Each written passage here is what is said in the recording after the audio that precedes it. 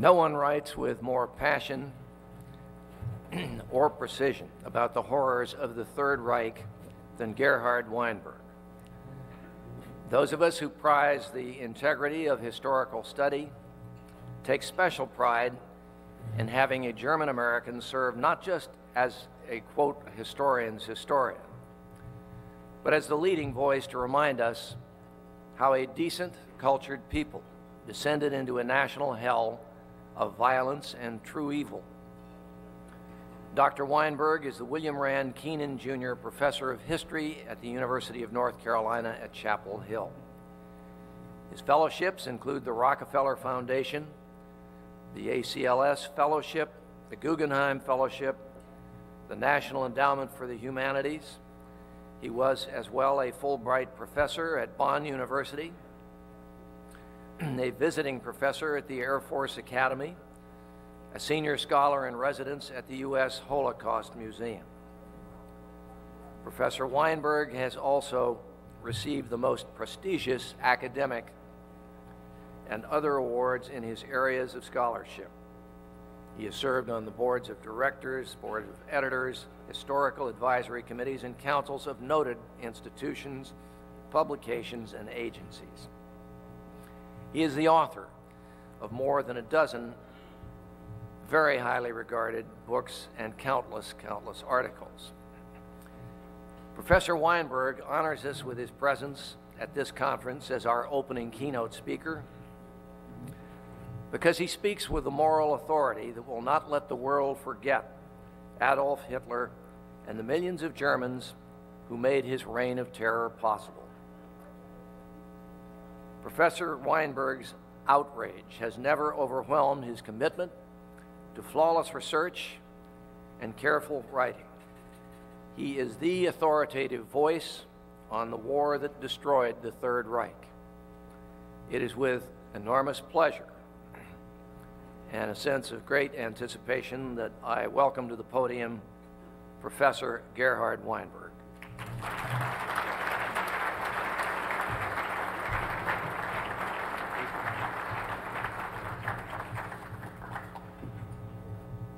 Thank you, Governor Wilson, for that very kind introduction.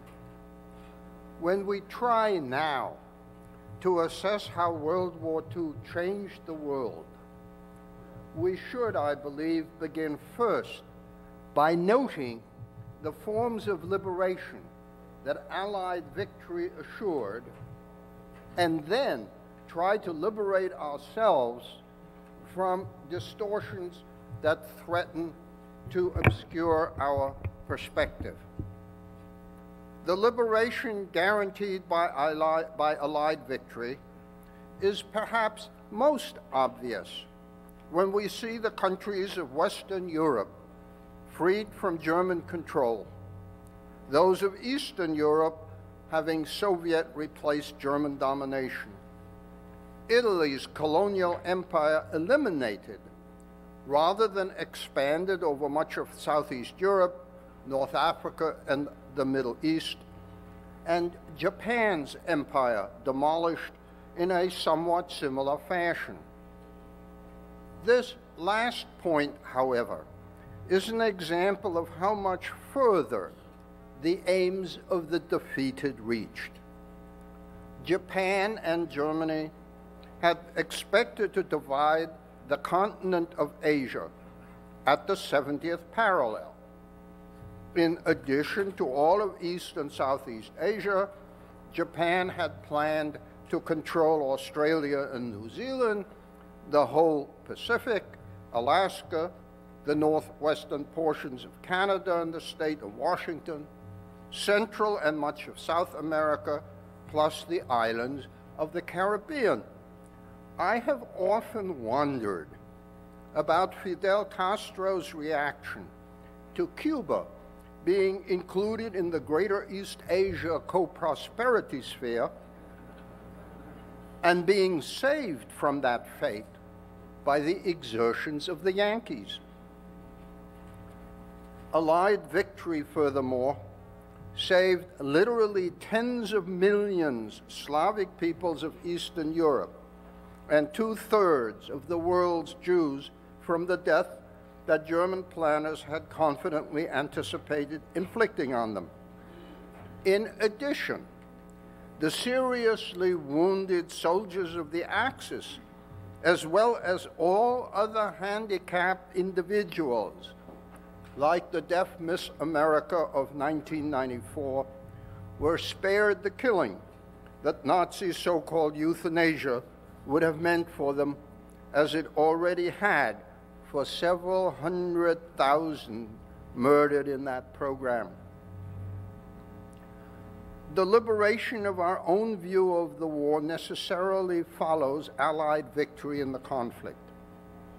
We must discard the Cold War nonsense that the Western powers on the one hand, or that the Soviet Union on the other, really won the war with only minimal and barely mentioned contributions by the other. We need to discard the endless garbage.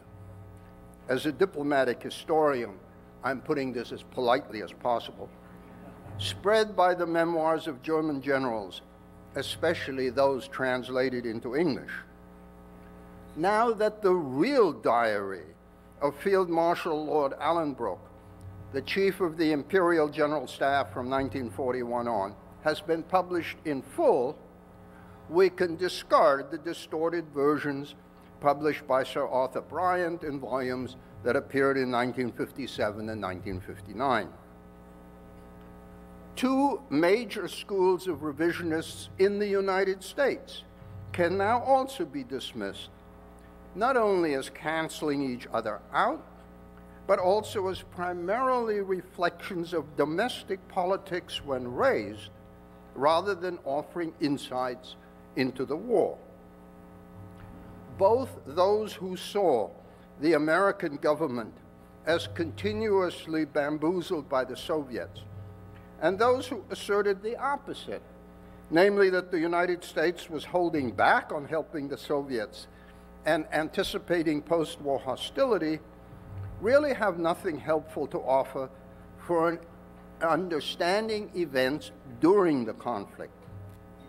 The former group derived some of its ideas from the deliberate inversion of the policies of Churchill and Roosevelt toward the Soviet Union in Sir Winston's artfully arranged 6 volumes memoirs, History of the War.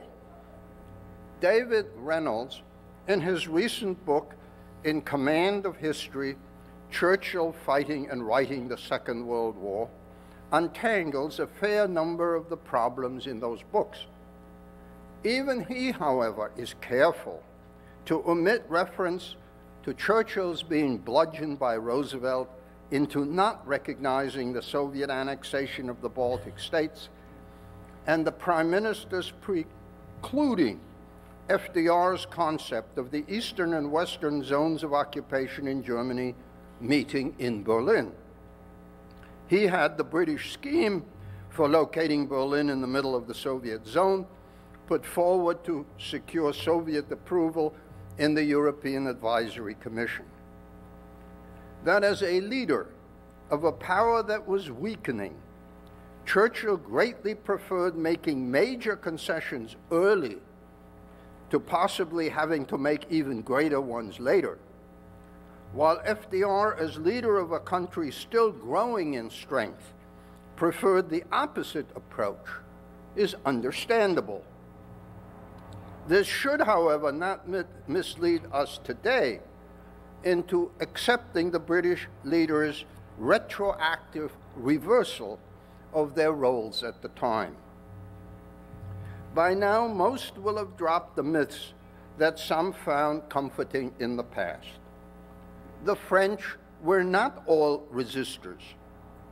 The Italians did not all join the partisans. The Germans and Japanese were victims of their own policies, not of the Allies. The victory of the Allies was not preordained, and so on and so forth. It is also high time to drop another myth that is still widespread. namely that there was another 30 years' war briefly interrupted by an armistice. The aims of Germany in World War II were sufficiently different to make for an entirely new type of conflict, quite unlike World War I or the 7 Years' War, to name just one other prior conflict that raged around the globe. The Germans intended a demographic revolution on the globe, not merely a shuffling of borders, bases, and colonies. It was the failure of Italy's and Japan's leaders to understand this fact that made it so much more difficult for the tripartite pact powers to work together than for the Allies, who had difficulties enough. Brought together by German aggression, the Allies did win, but in a slow and exceedingly hard war. The fighting itself had enormous consequences. Well over 50 million lost their lives, and an even larger number lost health and homes. The demographic impact was especially significant in Europe, where birth rates were already dropping, and for the Jewish community, of which the vast majority in Europe and 1/3 of its worldwide members were murdered. The physical destruction was enormous, and two aspects of it merit special attention. In the first place, the reconstruction in the post-war decades surely showed that modern societies have as great a potential for rebuilding as for destruction, as long as anybody's left alive. The second aspect is of a different sort. In the discussion of bombing plans in British government circles in 1944, there was reference to the fact that in World War I, almost all the physical destruction had been outside Germany. If the German people, not just their government, were ever to change their view of war, it might be necessary for them to see the impact of war at home right before their own eyes. This was certainly what first bombing and subsequently the fighting in 1944-45 did for the German people. Their re-education, as it was called, thus began even before defeat and occupation, and it proved, in this respect at least, extraordinarily successful.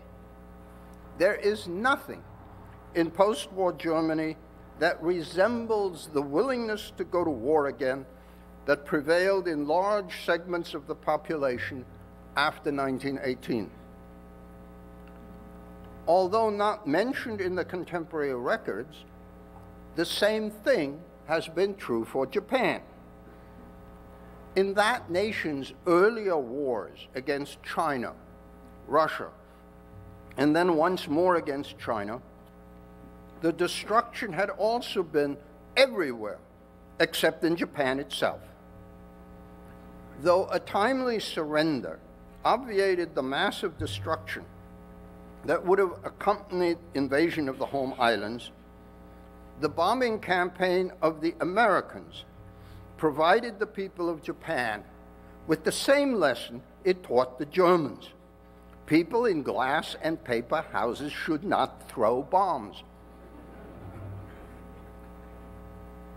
Although Japan's military position in 1945 was actually very much like Germany's in 1918, with vast stretches of previously conquered territory on and off the mainland of Asia still under Japanese control, there have been no signs in Japan of enthusiasm for a resumption of military expansion. A further change brought about by the fighting itself was the introduction of new weapons. Most of those utilized by the belligerents were essentially altered versions of weapons utilized in World War I. Thus, the tanks, airplanes, guns, and warships employed during hostilities from 1939 to 45 were developed out of those of prior combat. But there were some real innovations with major implications for the post-war world. Radar surely belongs in this category, as do such drugs as penicillin. The former, essential for the mass air travel we now take for granted, and the latter revolutionizing medical treatment. Certainly the junction of two wartime innovations, the ballistic missile introduced by the Germans and the atomic bomb introduced by the Allies, into the dominant weapon of the Cold War, the intercontinental ballistic missile, had no precedent. As Robert Hutchins said at the time, the, quote, good news of damnation implied by the arrival of nuclear weapons would have the salutary effect of making the major powers somewhat more cautious in their dealings with each other than they might otherwise have been. Let me now turn to other ways in which the war altered the world. The fact that the victorious alliance was one forged by their enemies rather than on their own initiative led into a Cold War symbolized in Europe by the division of Germany into two states, each in a few years integrated into the military organizations of the two contestants.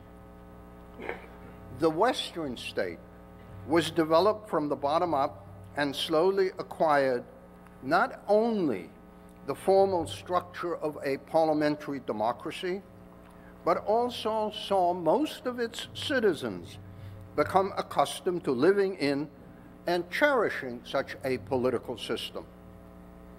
The Soviets attempted to erect a state in the East from the top down, under a leadership that had survived a double process of negative screening, first in the Weimar Republic and then in exile during the purges in the Soviet Union. Only certified blockheads survived this process, and they proved entirely incapable of acquiring legitimacy in the eyes of those they ruled. The eventual collapse of that state and German reunification should, in the opinion of this historian, be seen as analogous to the similarly preposterous arrangement for two Bulgarias created at the Congress of Berlin under German Chancellor Otto von Bismarck's leadership in 1878. That arrangement lasted only 7 years instead of the two Germanys' 40. But once ended, it ended permanently. Whatever problems there have been in the Balkans since 1885, no one has ever suggested that creating two Bulgarias would be a likely solution for any of them. The German Federal Republic was first integrated into the Western Alliance and is now in the European Union. Whatever problems arise in the future, dividing it again into two states is unlikely to look worthy of serious consideration by anyone. A welcome change, parts of which are closely related to the changes inside the former West Germany, has transformed the whole situation in Europe. While one might have expected an even more violent Franco-German antagonism, exactly the opposite has taken place. The two countries and their populations may not see each other in entirely favorable ways, but they have been reconciled to the fact that they live on the same continent and might as well make the best of it. another war between them is inconceivable to most. It is worth noting that two individuals who played a major role in this important development could do so because they were above reproach. Konrad Adenauer, the Chancellor of the West German Federal Republic, had favored a rapprochement with France during the 1920s, when this was about the least popular line for any German to take. No one could accuse him of opportunism when he advocated the same policy in the post-World War II era. Charles de Gaulle had refused to accept the defeat of France in 1940 and led the Free French alongside the Allies. No one could accuse him of being a collaborator like those of the wartime Vichy government. In some ways, even more remarkable than the Franco-German rapprochement is the developing reconciliation between Germans and Poles. After 2 centuries of Prussian and then German policy preference for destroying Poland and bringing the Russians as far into Central Europe as possible, it was the government of German Chancellor Helmut Kohl that took the initiative to bring Poland into NATO. The Germans had vehemently rejected the effort of the peacemakers of 1919 to adjust boundaries to populations. In a combination of wholesale terror and murder during another world war, they had insisted on substituting the concept that boundaries should first be drawn and then the people shoved into whatever direction the new lines required. At the end of World War II, this principle was applied to the Germans who had insisted on it. And in the largest forced migration of which we know, some 12 million people of German cultural background lost their homes as a result. The majority of those people were displaced by Poles. In view of the background, it is hardly surprising that the process of change in German-Polish relations took longer than the one in Franco-German relations. But the signs of this happening are unmistakable. That Belgium and Luxembourg, states that attained their independence in the 19th century against control by the Dutch crown, combined with Holland into Benelux after World War II, is surely another significant, if in this country little noticed, change growing out of the fires that swept Europe. The horrendous conduct of the Germans in their invasion of the Soviet Union did more than make Stalin's regime look mild and beneficial by comparison, surely an extraordinary accomplishment. It provided the Soviet system its only period of legitimacy in the eyes of the population, propelled the state to world superpower status, and as a result, postponed the collapse of the whole rotten system for decades. Since most of the fighting of World War II took place on the Eastern Front, it should not surprise Americans that victory produced not only grief for colossal losses and devastation, but also a sense of pride that remains today as a continuing heritage of tense and dark days.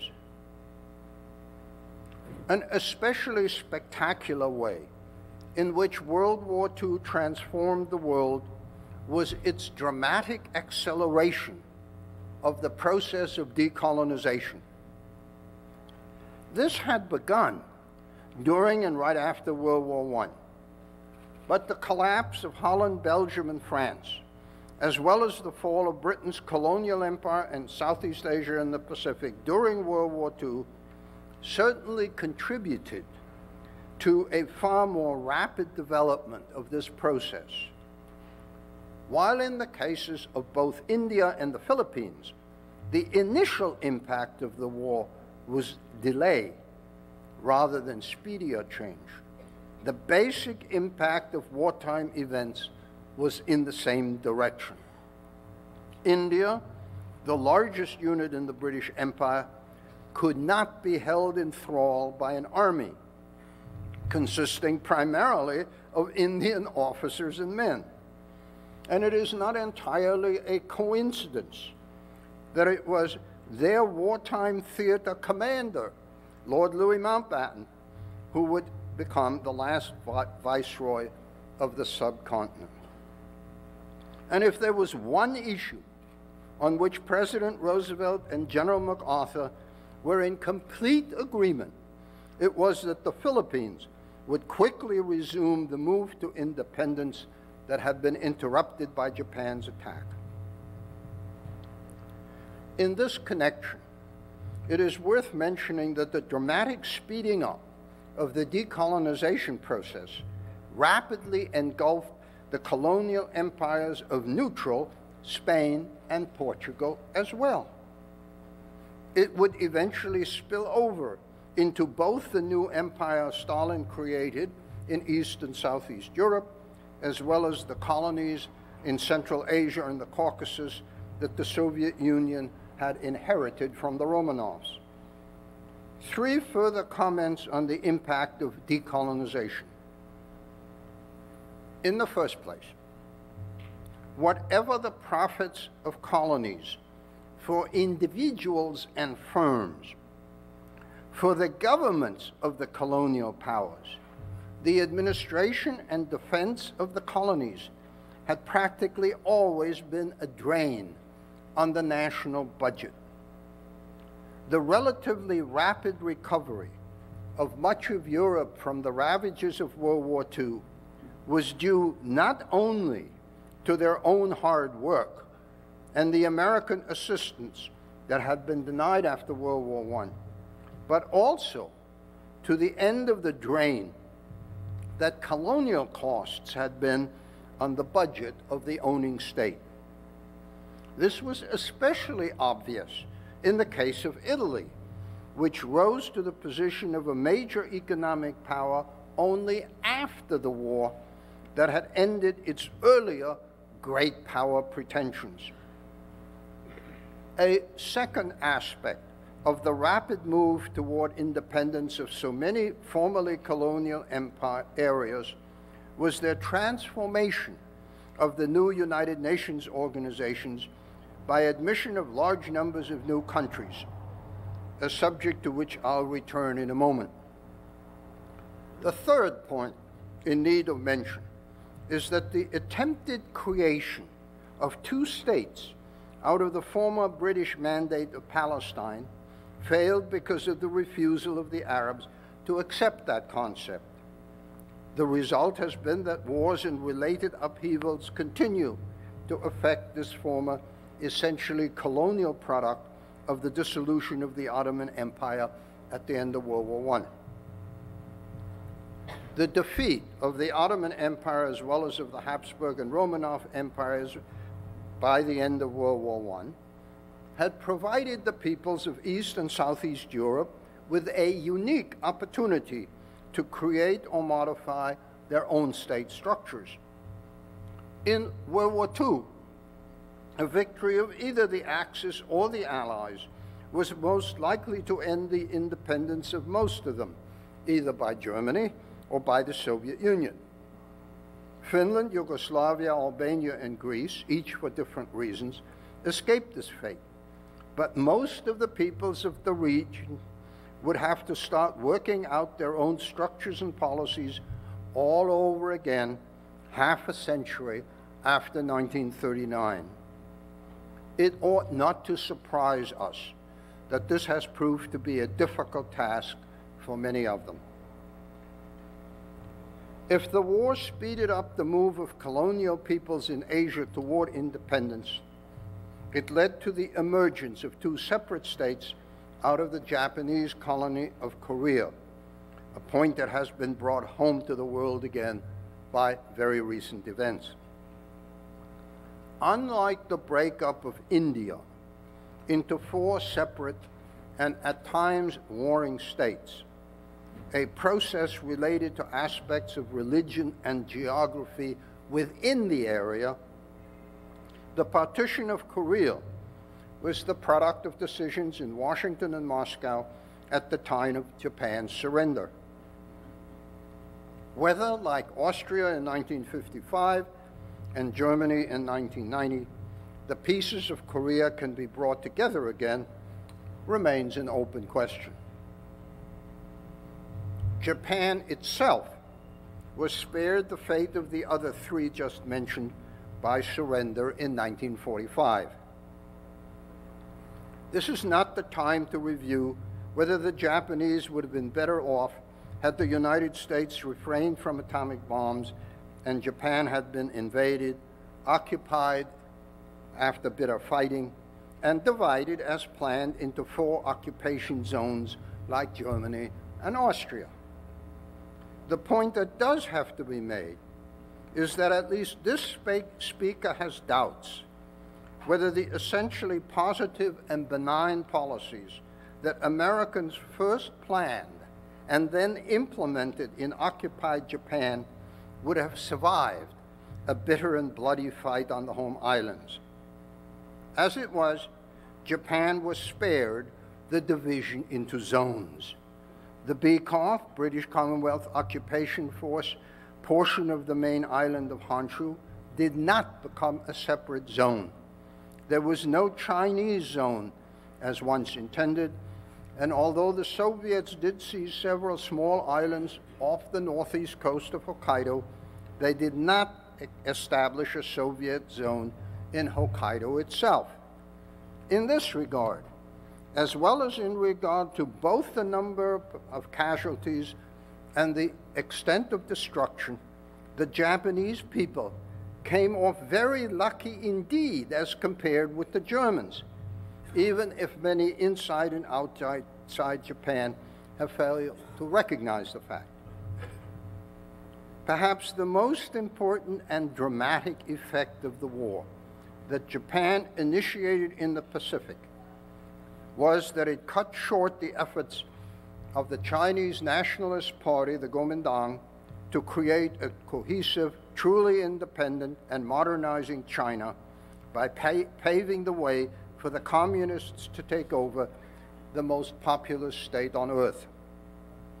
In the very years that the Western powers gave up their extraterritorial rights in the Middle Kingdom, and that at President Roosevelt's insistence, China obtained a permanent seat on the Council of the United Nations, the Japanese made it possible for Mao and his associates to prepare their rise to power.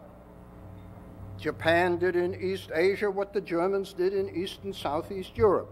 It paved the way for the advance of communism.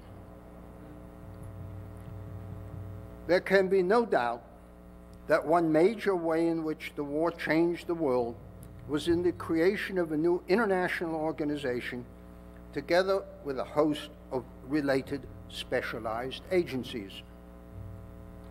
President Roosevelt played an especially significant personal role in this process, in part because of the lessons he derived from the experience of the prior conflict and his own electoral defeat in 1920.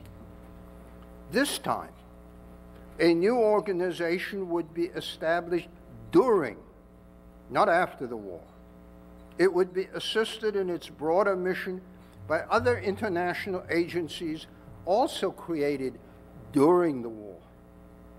Furthermore, by a host of measures and procedures, the American people would be induced to look upon such an organization favorably. Although a partisan Democrat all his life, and with the confident expectation that as a devout Christian, he could expect to go to heaven, where one of its heavenly qualities would be that he would encounter only other Democrats there, FDR deliberately avoided a mistake he believed President Wilson had made. The American delegation to the Organizing Conference for the United Nations would include several prominent Republicans. Many of the developments in this field would take place after Roosevelt's death in April 1945, but he had deliberately set the path. Whether it was the United Nations Relief and Rehabilitation Administration, the International Civil Aviation Organization, or other such structures, he had initiated their development as well as that of the UN itself. The process of decolonization that I mentioned earlier was to transform the international structures. As the former colonies moved to independence, they became members and gradually changed the nature, if not the form, of the organizations that were born out of wartime developments. If the first Secretary General came from Norway, a European founder nation of the UN, both the new Secretary General and his predecessor are citizens of states that were colonies before World War II. We need to turn to this country. People in this country are much less aware of the impact of World War II on their lives than is true for just about everybody else on Earth. Many aspects of life in the United States that we now take for granted were in fact a product of the war. The decisions in Washington to establish military training centers and airfields in the Southeast and the Southwest were based on weather and climatic assessments. The result has been a demographic and subsequently political transformation of the country in the direction of those regions. Similarly, the development of vast new shipbuilding facilities on the Gulf Coast, right here, for example, and in the Pacific Northwest contributed to massive internal migration. Parts of these demographic changes also affected the situation in of women and African Americans. We may today think of the changes in women's rights and the civil rights revolution as primarily products of the 1960s and 70s. But in both cases, the war brought with it the initial impetus. We are inclined to forget today just how dramatically some things have changed. In the 1944 presidential election, the Republican candidate believed that he could gain the support of members of the labor movement by promising that if elected, he would appoint a man to be Secretary of Labor in the place of Frances Perkins, the first female cabinet member. When a Republican presidential candidate was elected, Dwight Eisenhower in 1952, the first woman he appointed to the cabinet was Evita Kolb-Hobby, who had been the head of the Women's Army Corps as a colonel in World War II. The massive participation of African Americans in the military took place in the context of a segregated military. Nevertheless, there was substantial stirring as the government began to insist on fairer employment practices, and in states like New York, fair employment practices legislation and fair educational practices laws began to be introduced into state legislatures. Furthermore, the continued migration of African Americans from the rural South into industrial areas of the North and Midwest created congressional and state electoral districts likely to send blacks to Washington and the state capitol. It is, again, I would suggest, not a coincidence that the first African-American chair of a congressional committee was Congressman Dawson from Chicago, a man who had served and been wounded in the American Army. The synthetic rubber plants built with government money and similar government intervention in the economy were privatized after the war. But there was one area in which the government deliberately followed a path different from that pursued after World War I. With the memory of the bonus march and related problems in mind, there would be a completely different approach to the reintegration of the demobilized soldiers this time. The passage of what is generally called the GI Bill of Rights in 1944 set the stage for dramatic changes. Not only was American higher education transformed by the enrollment of vast numbers of veterans, but those so enrolled had employment opportunities that they would never have had otherwise, and as a result paid back in taxes what the government had invested in their education. In addition to the social mobility created by the GI Bill for women and blacks as well as whites, the home loan program of the bill played a major role in the growth of suburbs and the dramatic increase in home ownership. The country would never be the same again. As a professional historian, I have to refer to one final important facet of World War II. It was not only the biggest war ever, it was also the last major one that produced a vast paper record. Lots of records were destroyed either by military operations or by deliberate action, but a great deal remains. The arrival of new, largely electronic forms of records means that in the future, there will be no similar access for subsequent investigation.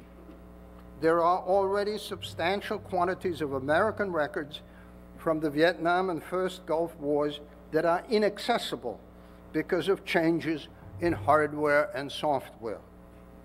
This is a process that is certain to get worse until this and other countries move to new forms of miniaturized engraving in metal plates. All electronic records are guaranteed to evaporate or become inaccessible or both. Those who promise permanence are the same folks who look so far into the future that they did not anticipate the probability that the year 1999 would be followed by the year 2000. But because all belligerents of World War II used the poorest possible quality paper in order to save materials for more important wartime needs, the microfilming and declassification of World War II records are both essential. Any records not filmed and opened are certain to disintegrate if they have not done so already, and hence will never be studied by anyone. Here is a challenge to all. If we are to gain a full comprehension of the greatest war ever, we need access to and copying in permanent form of whatever records still exist before they crumble into yellowing fragments and dust. Since the organizers of this conference have been so kind as to ask me to give the opening address, it seems to me only appropriate to ask that the records of that war be maintained, as well as this museum maintains a collection of its artifacts. Thank you.